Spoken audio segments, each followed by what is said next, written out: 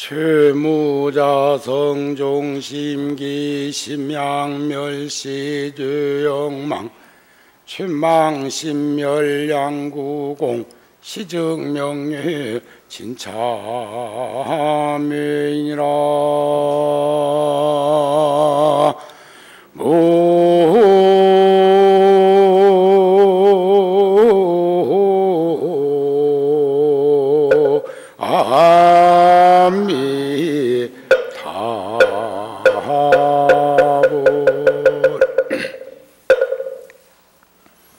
잘 계시죠?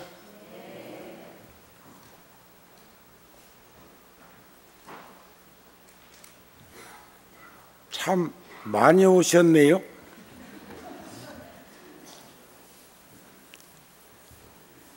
초 하룻날만, 한 달에 초 하룻날만 불자가 있나? 초 하룻날은 참 많이 오셔요.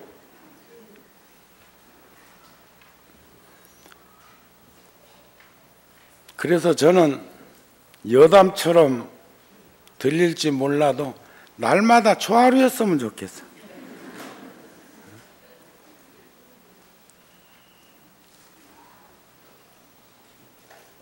죄업이라고 하는 것은 자성이 없어서, 어둠이라는 것은 자성이 없어서 세상에 현상으로 드러나는 모든 것들은 자성이 없어서 어떻게 하느냐에 따라서 늘상 물의 모양이 달라지는 것처럼 변화되는 모습을 우리가 천수경에서도 봅니다.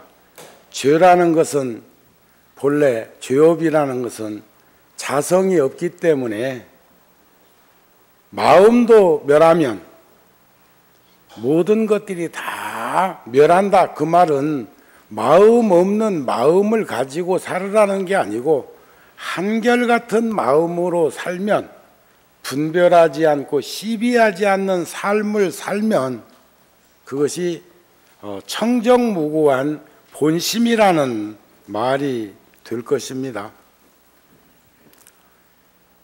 진정한 참여는 그런 거죠. 요즘 언론 방송을 통해서 날마다 잘 듣고 계시지요? 잘 보고 계시지요? 그런 일은 없어야 합니다. 그런데 그런 일의 중심에 있었던 사람들은 얼마나 마음이 아프겠습니까? 얼마나 대중들한테 미안하겠습니까? 그런데 하도 주변에서 그렇게 그냥 다각도로 손가락질을 하니까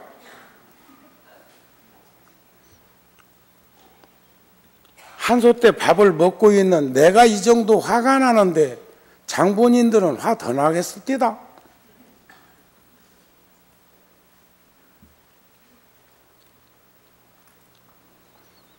지나간 시간에 연연하지 맙시다. 다가올 미래를 향해서 한 걸음 한 걸음 나아가도 우린 영원히 내일을 만날 수도 없는 인생에 살면서 지나간 시간에 너무 매여가지고 매몰돼가지고 상실감으로 일어나지 못하고 그렇게 사는 인생은 이제 그만 살았으면 싶네요. 부처님께서는 나를 믿어라, 나를 따르라, 내가 법이다, 이런 식으로 세상의 문제를 해결하려고 하지 않으셨습니다. 저는 출가한 이후 참 수많은 경전을 접하고 조사 어록을 접하고 그러면서 대중들하고 함께 이렇게 살고 있습니다만 근간에 처음 출가해서 배웠던 초발심 자경문이라는 글을 떠올립니다. 그 중에는 특히 원효 스님의 가르침이 가슴에 와서 자꾸 이렇게 일어나는 걸 보면 원효 스님 말씀 중에 파거불행이요 노인불수라는 가르침이 있습니다. 부서진 자동차 굴러갈 수 없고 나태하고 방일하고 방종하고 방심한 인생을 사는 일을 노인이라고 표현해서 노인. 여기 지금 연세 드신 걸 의미하는 거 아닙니다. 그 돌아가신 지금 살아계시면 98살 되신 정주영 회장님이 생전에 그런 말씀을 하셨다고 합니다. 나 노인 취급받는 거 제일 마음 상한다고.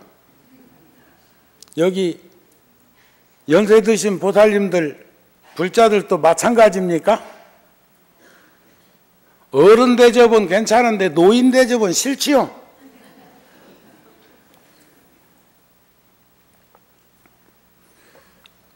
근데 어느 날부터인가 나보고도 할아버지 스님이라고 하는 사람이 있어.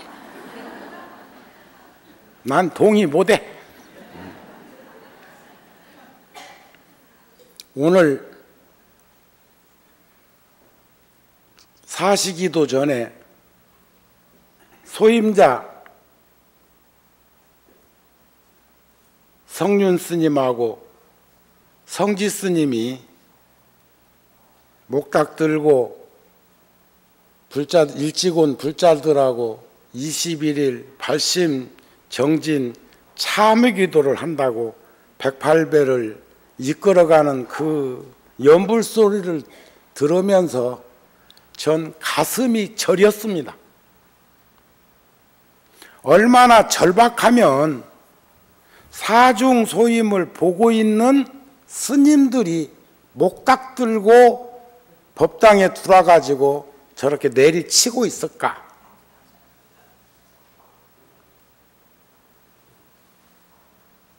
그러면서 저가 구룡사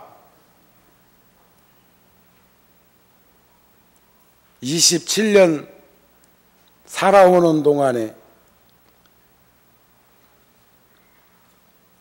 그 짧은 시간이었지만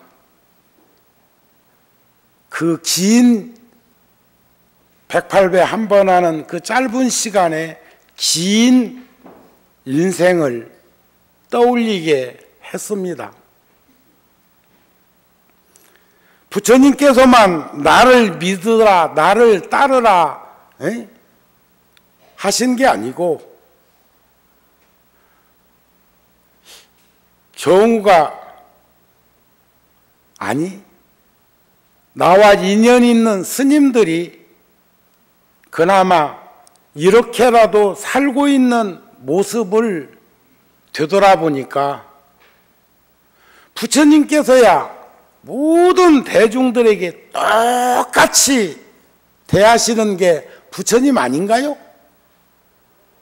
그런데 이제 부처님을 접하는 우리들의 의지, 믿음, 경계에 따라서 와 닿는 형국은 다를 수 있습니다.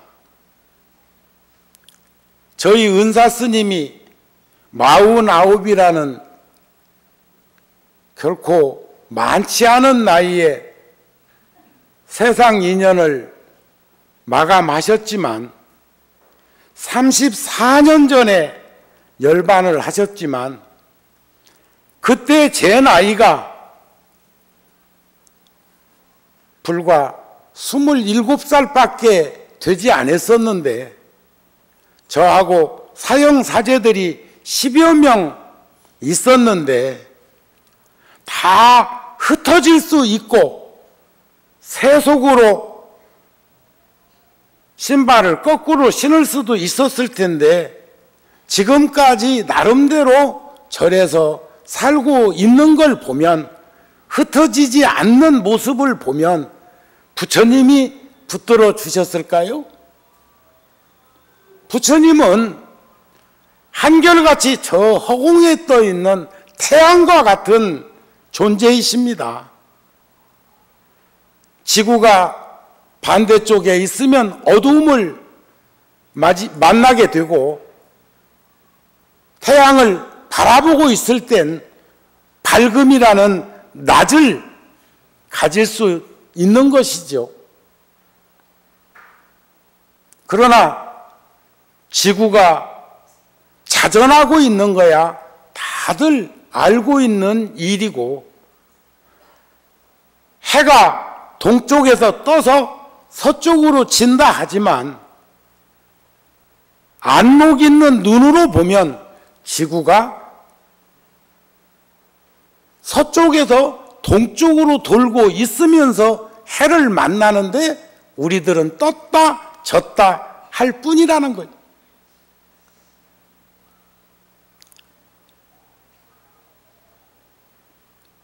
오라 노스님도 살아계시면 금년이 98이십니다. 세상에 계실 수도 있는 그런 인연을 마감하셨지만 가시는 그날까지 제자의 제자인 우리들만 살폈겠습니까? 우리들만 챙겼겠습니까? 그러나 노스님이 늘 그늘이 되어주시고 울타리가 되어주시는 과정 속에서 점점점이 부처님까지도 가르침까지도 접하면서 이렇게나마 살 수, 그런 마음이 오늘 불현듯 들었습니다. 우리 자신의 문제를 해결할 수 있는 방법은 내 스스로에게 자등명, 법등명이라는 가르침으로 일깨워 주셨지요. 부처님께서는 늘 자비스러운 마음으로 고통과 괴로움을 받는 우리들을 도우셨습니다. 지금까지도 가피력과 유신력을 나투십니다. 부처님께서는 스스로 깨닫는 것을 우리들에게 45년 동안, 그리고 우리가 겪는 현실의 행복과 불행, 기쁨과 슬픔, 고통과 괴로움, 즐거움과 기쁨, 우리 스스로가 만들어내는 것이라는 걸 부처님께서는 늘 말씀하셨습니다. 우리 자신이 행동한 그 행동의 결과물이 우리들이 겪어야 되는 현실인 거죠. 여러분들 요즘 힘드시지요?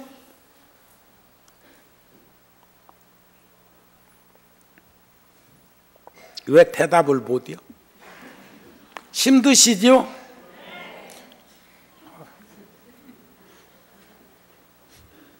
아따 목소리 크네.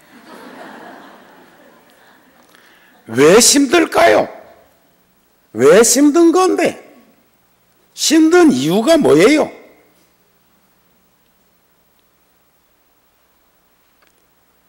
초심, 그거 망각한 거 아닌가요? 100% 다 그런 건 아니지만 가난한 그 시절에 그 어려움을 잊어버린 거 아닌가요?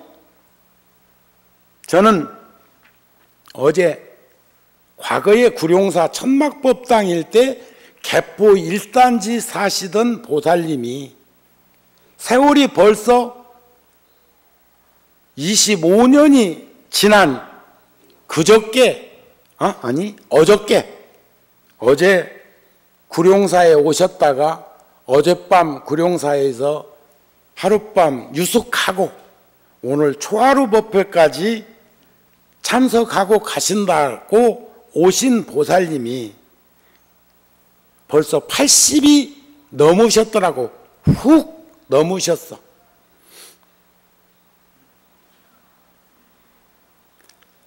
그 보살님은 저 한때는 상계동, 중계동 쪽에서 사시다가 요즘 일산에 사신대요. 일산에도 임대주택이 있습니까? 있어? 대답 아는 사람은 임대주택 모를 만큼 편안한가 봐. 지금 일산에서 임대주택에 사신대. 그런데 어제 따로 일요일날 법회 마친 다음에 공양 끝에 저를 기다리고 있다가 저를 좀 개인적으로 따로 좀 보았으면 좋겠다고 하시길래 제가 제 방에 모시고 올라갔습니다. 걷는데 매우 불편하시던데 일사후퇴 때 함경남도 함흥에서 두 내외가 젊은 새댁이었을 때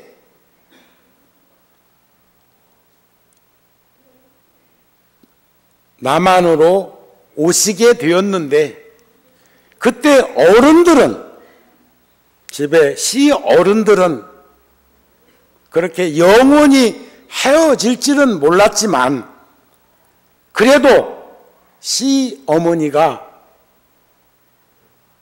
쌍가락지 2개 그리고 시집 와서 얼마 안 돼서 그 반지를 새 며느리에게 선물하면서 나도 똑같은 크기로 만들었다 하고 끼고 계시던 그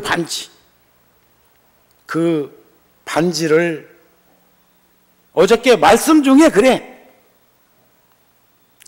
빨간 돈은 이쪽으로 갖고 와야 쓸 수도 없고 그 당시에도 6.25 전에도 돈이 양쪽으로 나눠져 있었다는 걸 내가 어제 처음 알았어요. 북한도 돈을 찍어가지고 유통했는갑대요. 일사후퇴 저긴 북한서 왔구만. 예 하시는 분 여긴 전부 다 남한떼기들이고 그거 갖고 와야 이쪽에서 쓸 수 없다는 걸 이제 아는 거죠. 그런데 시어머니가 끼고 있던 반지 2개를 빼주면서 야야 이거라도 가지고 가서 굶지 말고 힘들고 어려우면 이거라도 처분해서 밥은 굶지 말아라 하고 며느리 손에 쥐어진 그 2개의 반지와 시집 왔을 때 폐물로 받았던 똑같은 쌍가락지 2개 4개 중에서 3개를 어저께 갖고 오셨어요. 하나는 힘든 시동생 사촌인지 뭔지는 몰라도 힘든 시동생에게 그때 하나를 나누어 줬대.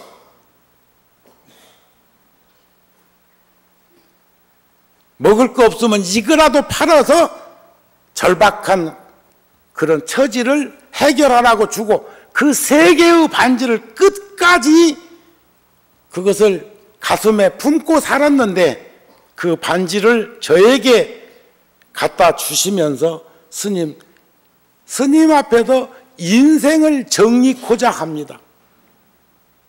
안타깝게 후손이 없더라고요. 그래서 제가 그랬습니다. 절에 와서 사시다가 가세요. 통도사 자비원 참 시설이 좋은데 제가 그곳에 보내드릴 수도 있습니다. 그런데 생전에 숨만 안 쉬면 가는 인생이지만 생전에 스스로가 자기 인생을 정의하는 그 마음을 내고 행동하기가 쉬운 거 아닙니까? 정리하세요. 저는 몇 차례 했습니다. 저는 벌써 몇 차례 했어. 그거 모르지요? 했어. 지금도 하고 있어. 그리고 전 늘 다짐하고 있는 거 있습니다. 여한 없는 인생을 살도록 노력하자. 여한 없는 인생 살고 후회하지는 않을 거 아닌가 봐요. 여기 불자들도 그러한 마음을 드러내 행동할 수 있을 때 우리 중생심은 제어될 수 있다고 생각을 합니다. 그런 마음을 가질 수 있느냐 없느냐에 따라서 기쁨과 즐거움도 고통과 괴로움도 겪게 된다는 것입니다. 우리 마음이 무지함에 번뇌 망상에 의해서 휩싸여 있기 때문에 고통과 괴로움은 끊임없이 반복해서 일어나는 것이라고 합니다.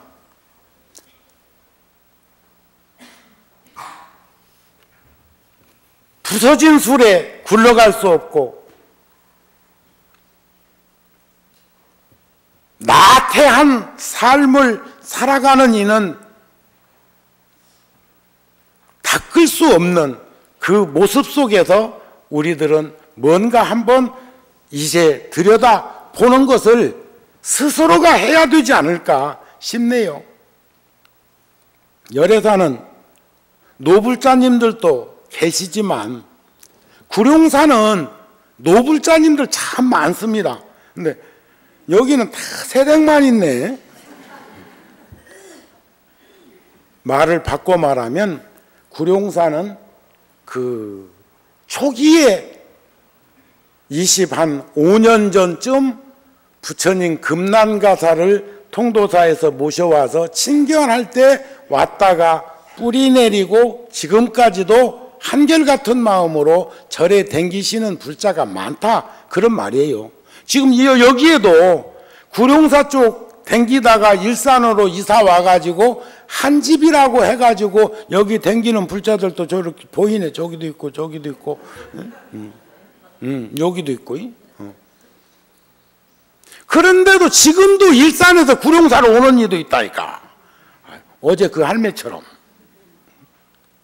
근데 그것을 난 잘못됐다고 생각하지는 않습니다. 그래도 거기는 젊은 시절에 이렇게 댕기면서 함께 기도하고 백고자 같은 데 같이 하고 했던, 봉사할 때 같이 5, 60대 했던 그 불자들이 아직도 한 번씩 와서 만나면 열애사 와가지고 노인이 되어갖고 새제비로 댕기는 것처럼 댕기는 것보다는 뭔가 그래도 안면 있는, 인연 있는 불자를 만난다는 것은 매우 바람직한 일이라고 생각하고 있구나 하는 생각이 듭니다. 부처님께서 5가지 공부하는데, 정진하는데, 수행하는데, 자기 인생 사는데 알맞은 시기가 있다고 합니다. 첫째는 그래도 여기 우리 노보살님, 저 보살님 몇 분은 머리가 막, 본래 남자들이 머리 더 잘 씌는데 젊은 시절에 뭔 고뇌를 그렇게 많이 해가지고 그냥 서리가 백색이요. 저도 혈통으로 보면 저희 그 속가 권속들이 머리 신 분들이 그렇게 많지 않은데, 흔치 않은데, 저는 아주 일찍부터 머리 쓴 것 보면 가슴으로 못 살고 요 머리통으로 살았나? 그 뭐 공부 잘못된 거 아닌가?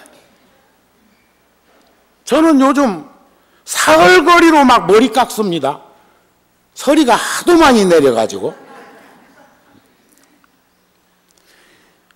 머릿결이 새까맣고 젊음을 지닌 그런 나이에 쓸 때 철 좀 들어라 그거요.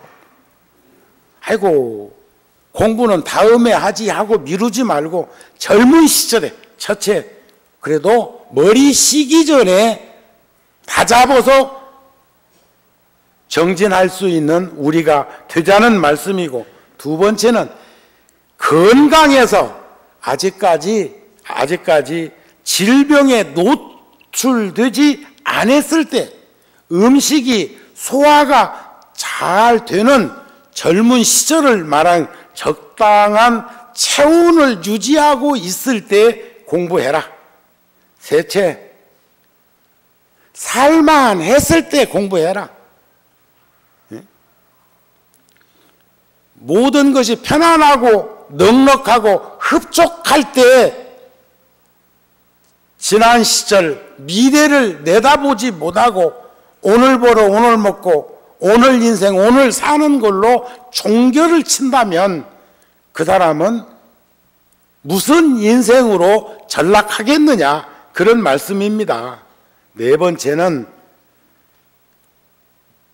물과 우유 같은 융섭하고 융화할 수 있는 이들이 가까이에 있을 때, 사랑하는 이들이 그래도 우리들 주변에 있을 때, 어느 날 되돌아보면 하나 둘 생을 마감하면서 떠나기도 하고, 명예나 권력 중심에 있던 이들을 보면은 그 사람들 건불 10년이라고 그 시간이 소멸되어가는 그런 것들을 느낄 수 있는 것은, 옛 속담에도 정승집 강아지 죽었을 때 문상객보다 정승 죽어가지고 문상객이 더 적다는 말을 한번 상기해보자.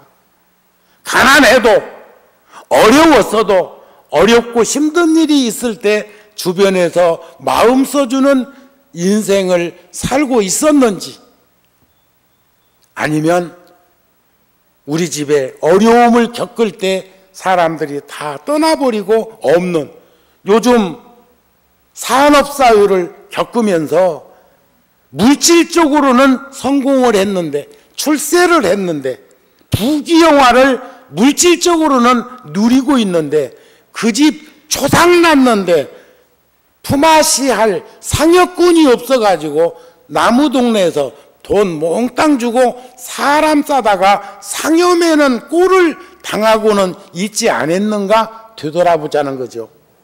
혹시 우리들 주변에 그런 일은 없었나요? 넷째, 다섯째, 승가가 사부대중이 서로 화합하고 감사하고 다투지 않고 평화로움을 지니며 믿음 없는 자들에게 믿음이 생겨나게 하고 믿음이 있는 자에게는 더욱 신심히 견고해 줄 수 있는 환경 속에 우리가 살고 있을 때, 그런 일을 앞장설 수 있을 때 우리들은 참으로 복된 생을 살고 있다는 생각을 가질 수는 없겠는가. 다 어렵고 힘든다는 얘기를 하고 있는데 우리 이 몸처럼 소중한 몸이 어디 있고, 이 몸을 들여다보면 젊음과 건강과 목숨이라는 게 3대 존중해야 될 그런 것들이 소멸되어 가고 있는 나이 먹는 인생에서 그냥 그대로 자포자기 할 것인가? 이 몸은 무상하다고 하지요. 약하고 심약하고 나약하고 견고하지 못해서 이내 쓰러질 성분으로 이루어져 있는 4대 오운은 언제나 떠날 준비가 되어 있다고들 합니다. 현명한 사람이라면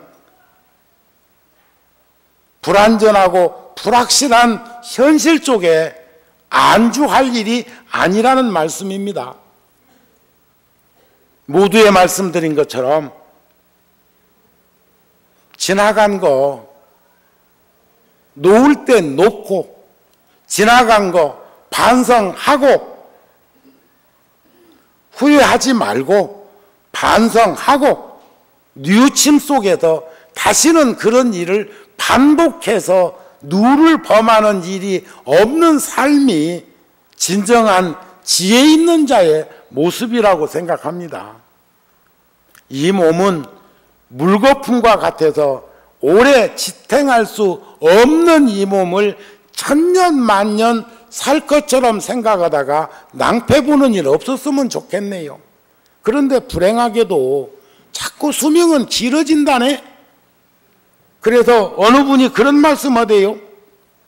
30, 40, 50, 60, 70, 80, 90 흔자들은 이는 20살, 20 몇 살까지 30 미만짜리까지는 그놈은 먼저 가면 쌍놈이고 30 넘으면 먼저 가는 사람이 어른이라고 돼. 그러니까 30 넘은 사람은 순서대로 가는 게 아니라는 것을 저는 이렇게 단편적으로나마 지엽적인 생각이지만 여러분들한테 상기시켜 드리고 싶은 거예요. 장담하고 자만하고 거기 내세울 것이 못 된다는 것 얘기하고 싶은 겁니다. 아셨습니까? 이 몸은 불꽃 같아.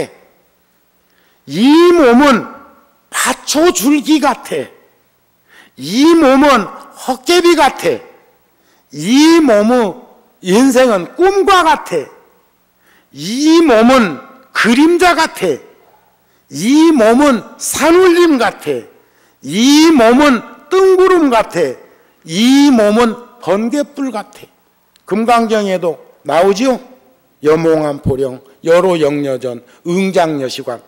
그런데 내 이 몸을 영원한 그렇다고 그래서 이거 내 것도 아닌데 이거 곧 돌려줘야 될 빌려온 물건인데 요렇게 생각하면서 또 그때부터 시집살이 시키다는 게 아니고 빌려와도 렌트를 해왔어도 남의 물건이라도 좀 잘 좀 써줍시다. 네? 많은 사람들이 그런 얘기 하더라고요. 똑같은 아파트인데도 똑같은 빌라인데도 똑같은 집인데도 주인이 사는 집하고 새 사는 집하고 망가지는 빈도가 다르디야. 그러니까 여러분들이 렌트 해가지고 이 몸뚱이를 사는 형국이 되면 아마 많이 망가졌겠는데 그렇게 생각 안 되세요? 큰 집이라도 내 집이라고 생각하고 삽시다. 아셨죠? 아셨습니까? 인생은 결국 생로병사의 반복이래요. 부귀영화를 바라고 있지만 생로병사가 그런데도 우리들은 늘상 고독한 현실에 노출되어 있는데 태어날 때 죽을 때 괴로움을 겪을 때 생사윤회의 길을 혼자 가는 게 이건 내 몫의 일이라는 거예요. 지금 불자들이 하도 상처를 많이 받은 것 같아서 제가 며칠 전에 여기 와가지고 법회하면서 소임자 스님들한테 그래서 금년에는 제등행렬 하지 말자. 말하기 좋은 놈들 우리 등 들고 걸어가는데 예? 그런데 이게 뻔뻔하다는 건 아닌데 공동체의 한 일원으로서 떳떳할 필요는 있는데 제가 이러다가는 말이죠. 이러다가는 대중 기피증 생기게 생겼다. 나가기가 싫어. 나가기가.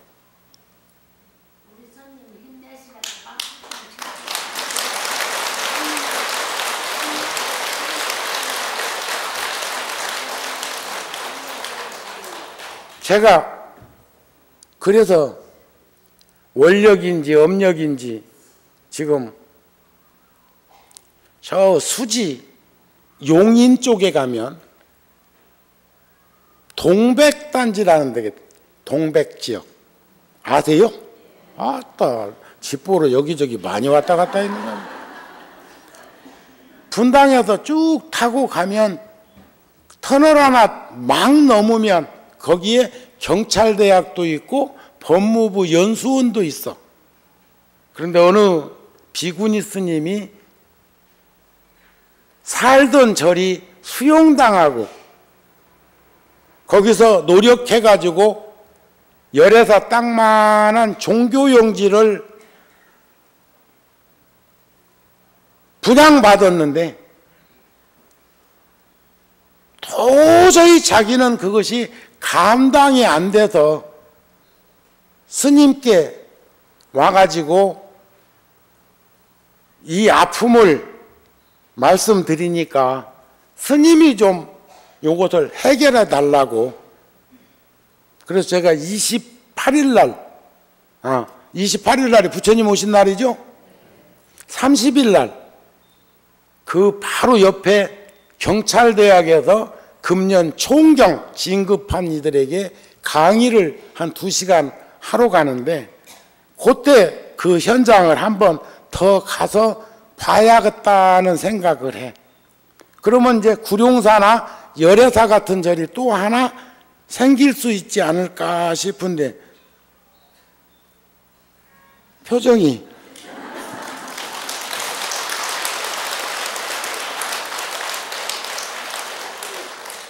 그런데 어저께 그 노부살님이 저에게 쌍가락지 3개를 내 손에 쥐어 주실 때 뭔 생각했겠소? 그래, 저를 하나 더 세워서 부처님 모실 때 훗날에 신심 없고 없는 말법 시대에 부처님 개금하려고 하는데 돈이 없으면 부처님 지금 열애사 부처님 몸속에도 칠보가 가득은 아니지만 많이 모셔놨습니다. 아는가 모르겠네. 다음에 훗날 100년, 200년, 300년 후라도 언젠가 때가 되어서 문이 열리면 그때 부처님 개금할 때 그 순금으로 쓰라고 넣어드려놨는데 구룡사는 더 많이 넣어놨는데 IMF 이전이니까. 그런데 그 생각을 왜 할까요? 그 반지 3개 봤는데 이거 부처님 지금 팔아가지고 어려운 절살림에 보태자고 하는 게 아니라 60년 넘게 시어머니부터 물려받은 그 반지를 그 가난한 그 어려운 그런 현실을 타개하면서도 사용하지 않았던 걸 나에게 인생을 정리한다고 손에다 쥐어준 것을 저는 팔을 생각하겠소? 금모으기 하는 데다 내놓을 생각하겠소? 지금 내가 생각하는 그 마음이 고운 마음, 이쁜 마음 아닌가요?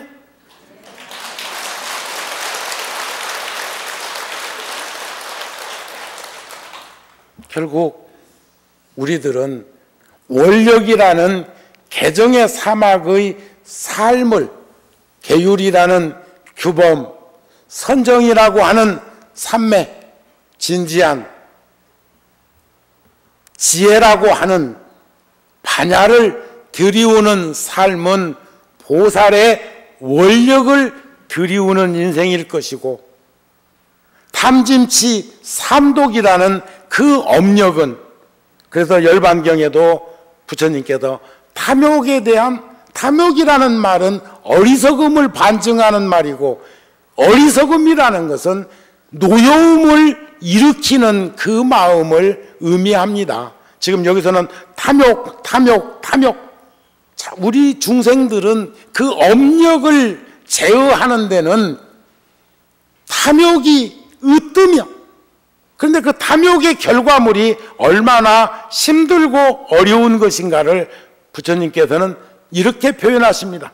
탐욕은 하면은 노여움과 어리석음도 포함되어 있는 번뇌를 말합니다. 망상을 말합니다. 탐욕은 번뇌요 망상입니다. 아셨죠? 이 마음을 가지고 있는 한 우리는 상대를 용서할 수 없고, 이 마음을 가지고 있는 한 상대를 다독거릴 수 없고, 이 마음을 가지고 있는 한 옹색한 그 마음으로부터 벗어날 수가 없습니다. 바람에 거슬려 불을 잡고 있는 것과 같다. 무엇이? 번뇌가, 탐욕과 썩냄과 어리석음은. 탐욕은 꿈과 같으니 호련히 나타났다가 없어지는 까닭이다. 탐욕은 빌린 물건과 같으니 형세가 오래 지속되지 못한다. 탐욕은 칼과 같으니 베고 쪼개는 까닭이다. 부처님 말씀 중에도 오욕을 칼날에 묻어있는 꿀과 같다 그랬어요. 칼날에 묻어있는 꿀을 타믹해가지고 칼날을 빨면 어떻게 되죠? 혓바닥으로 핥으면 어떻게 되겠어요? 그게 상처 입겠지요? 그렇지 않습니까? 이렇게 무서운 탐욕에 우리는 노출되고, 그 탐욕에 우리는 매몰되어 있으면서 목말라 하고 있다는 거예요. 지금 힘드냐고 물으니까 아니라고, 옛날보다 낫다고 하느니까 한 명도 없으니까 지금 하는 소리요. 힘드시지요? 탐욕은 독거미와 같으니 무서운 까닭이다. 탐욕은 바람이 솜털을 날림과 같으니 지킬 수 없는 까닭이다. 탐욕은 헛개비와 같으니 사람을 혼란케 하는 까닭이다. 탐욕은 어둠과 같으니 보이는 것이 없는 까닭이다.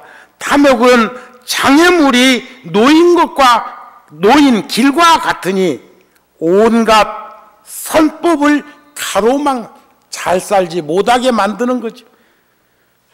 탐욕은 형틀과 같으니 몸과 마음을 묶어놓는 까닭이다. 탐욕은 어리석음과 같으니 정념을 잃어버리게 하는 까닭이다. 탐욕은 도둑과 같으니 공덕을 해치는 까닭이다. 탐욕은 원수와 같으니 싸움을 일으키는 까닭이다. 탐욕은 괴로움과 같으니 여러 재앙을 만드는 까닭이다. 탐욕은 재앙을 비추어 보고 거기에서 벗어나는 공덕을 관찰하면 이를 일러 탐욕을 벗어날 수 있는 사람, 참자유, 대자유인이 될 수 있는 사람이라고 이렇게 비추어 볼 수 있는 건 결국은 지혜, 개정의 사막의 그러한 보살의 업을 바꿔 나가는 사람만이 가능한 일이다, 이런 말씀입니다. 탐욕 무섭지요? 탐욕만 무서운 게 아니라 어리석음도 무섭습니다. 어리석음만 무서운 것이 아니라 내 내면에 잠재되어 있는 노여움, 썩냄과 분노와 짜증스러운 신경질이 내재되어 있는 이 노여움이 얼마나 우리들을 망치는 결과물인가를 생각해 봤으면 합니다. 이번에 열애사에서는 별반 한 달이 걸러 구말리라고 경기도라고 서울 그 동국대학교에서 제등행렬을 하는데 몇 사람 안 왔습니다. 금년에. 대답 없는 것 봐. 몇 사람 안 왔습니다. 오신 분 손 한번 들어봐. 한 차도 안 되잖니. 봉고차 한 차나 되네. 그런데 참 저는 거기에 모였던 그 불자들 불교 텔레비전 영상으로 이렇게 보이는 그 그림들을 보면서 참 우리 불자들의 그 선근과 지혜로, 그리고 각자가 열심히 살아가는 그 모습 속에서 당당하고 떳떳하고 신심 있고 환희한 그 마음 드러내는 걸 보면서 그래도 크게 위로를 받았습니다. 좌절하고 포기하고 상실감에 잡혀있는 것이 아니라 그래도 그곳에 당당하게 나와서 동국대학교에서부터 조계사 앞마당까지 손에 등을 잡고 함께 어울림을 가지는 그 불자들을 보면서 그래도 내 인생을 내가 잘못 살지 않았고 내 인생의 그 상처라는 것은 일시적인 것으로 치유될 수 있겠구나 하는 생각이 들었어요. 잘 되면 내 탓이고 못 되면 조상 탓이라고. 지금 힘들고 어려운 것 부처님 탓하실래요? 아이고 마음 상한 것 불교 탓으로 돌리실래요?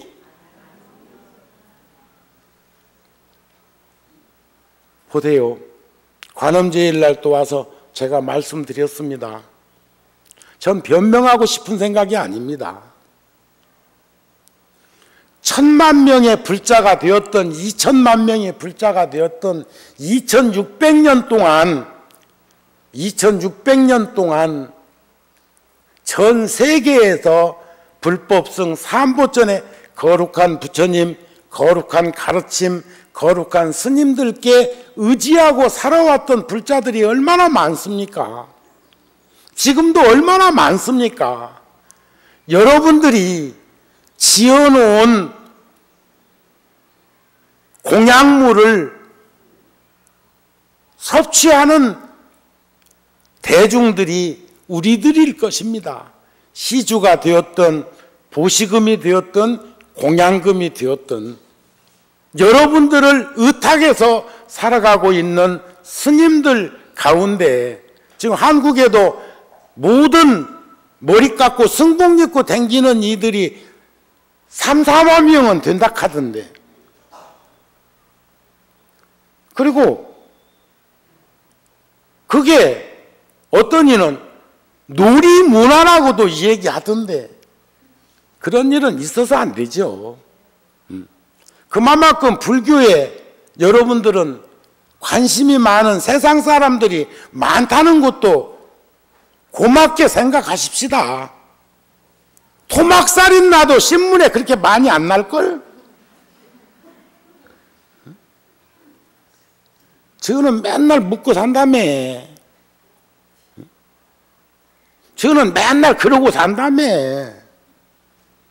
오직 답답하면 그런 말까지도 나오겠어요. 그런데 큰 가마솥에 밥을 지어놓기를 여러분들이 지어놓으셨는데 몇백 명, 몇천 명의 스님들이 그 밥을 먹다가 돌 씹는 이도 안 있었겠소. 그러나 돌을 씹었다 해도 전체가 돌밥은 아니잖아. 그죠? 돌은 안 씹어야지. 그렇다고 그래가지고 밥 지어놓은 이한테 돌밥 했다고 심히 심으면 가가지고 그냥 찔러 싸서 되겠소. 그냥 가슴을 팍팍 찔러서 되겠소. 오늘 아침에 신문에도 또 났대.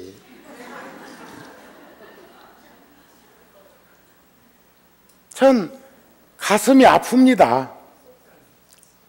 마음 상실한 불자들에게 무슨 위로를 할 수가 있겠습니까? 하지만 세상은 오타각세래요. 이런 일도 있고 저런 일도 있다는데 지금 그 언론 방송에서 이 얘기한 것만큼 그런 일들이 자주 일어나는 거 아니고 그 10,000명이 넘는 조계종이 스님들이 한 15,000명 된다는데 15,000명 가운데 몇 명을 가지고 15,000명 다 평가하고 1700년 역사 속에 수없이 살아온 그 스님들 가운데 옛날 스님들 가운데는 누룩장사도 했다? 그러면 누룩이 뭐 만드는 거지? 지금 그 누룩장사 해갖고 논밭대기 만들어 놓은 것 갖고 우리 잘 처먹고 산다? 응? 화나면 그렇게 얘기할 수 있어요. 그렇지 않아요? 개같이 벌어도 정승같이 살면 되는 것이라고 말하는 사람도 있대. 과거 2조 때는 얼마나 불교가 피폐되어 있었던지 오직했으면 스님들이 상과 같은 거, 부수개 같은 거 만들어가지고 절에서 만드는 거 많이 있잖아요. 그런 거 해가지고 내다 팔아가지고 살았는데 어떤 절에서는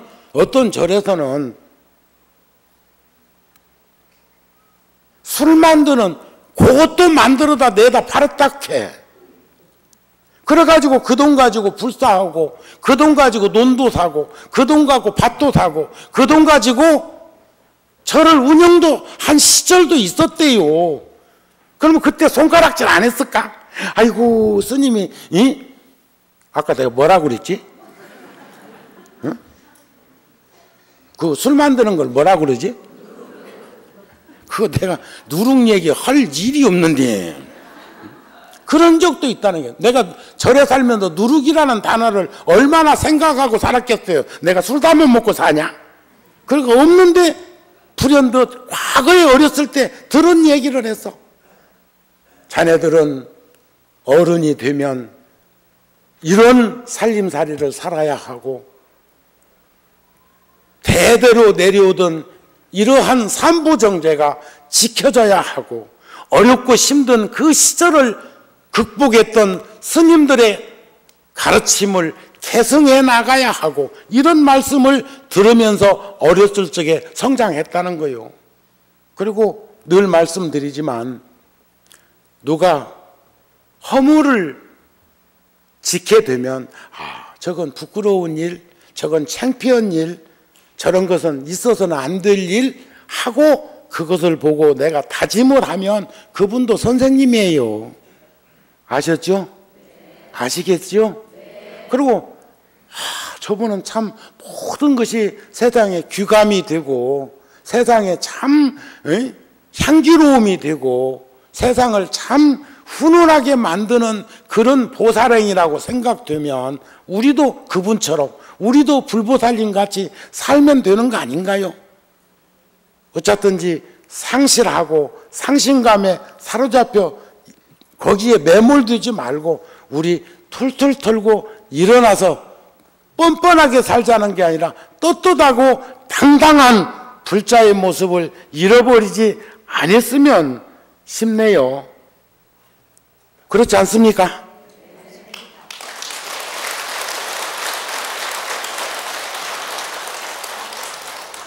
그래야 내가 절 하나 더 짓지.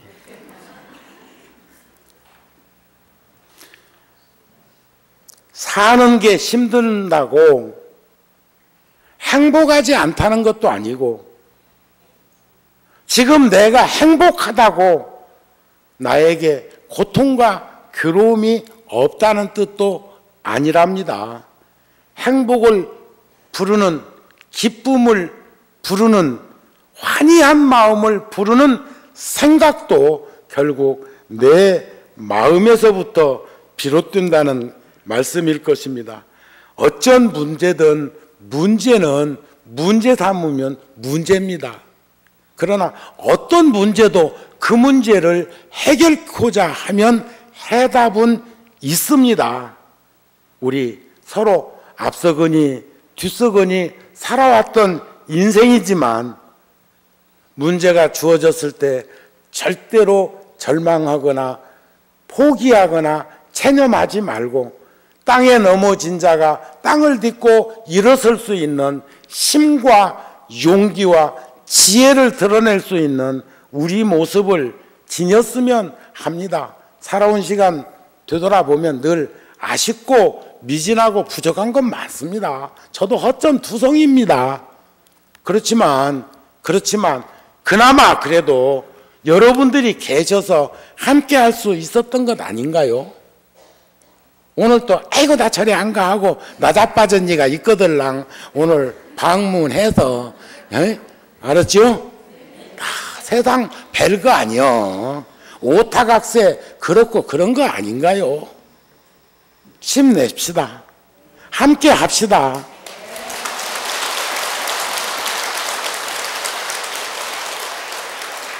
절이 고적지로 남지 않도록 했으면 합니다.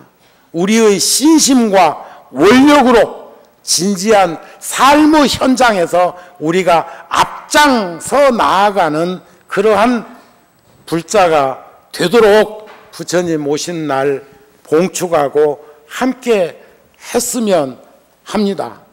오늘 본문 마칩니다.